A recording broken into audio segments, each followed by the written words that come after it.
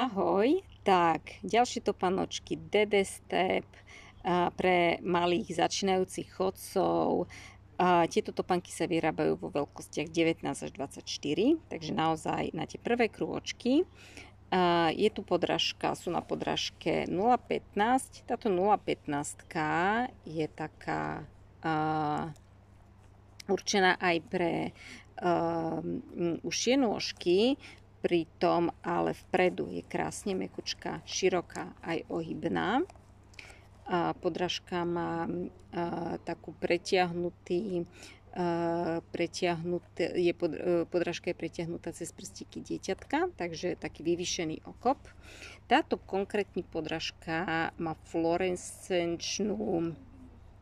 v sebe fluorescenčnú farbu, to znamená, že na slniečku alebo na svetle sa nabije a keď príde dieťa do tmy, tak bude vyžarovať tá podrážka také svetlo, také žlto-zelenkavé.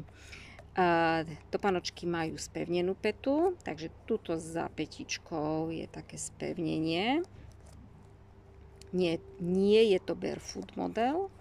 Pod petou sú takisto spevnené, takže sú celokožené. Toto je taká modro-zelenkavá farba, alebo by som povedala, že možno petrolejová farba. Topánky sa zapínajú na 2 suché zipsy, veľmi praktické. Takto sú vymekčené okolo členku, krásne mäkučké, dieťa nebude nič tlačiť. Vnútro topánočky je takisto z kože, dobre to bude sať pod.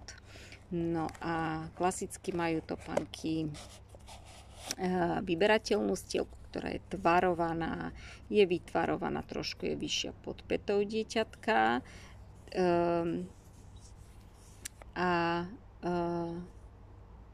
Pri nožičkách alebo pri dotyku s nožičkou, tak na tejto stielke je vrstvička tak 0,5 mm až milimetrová vrstvička kože.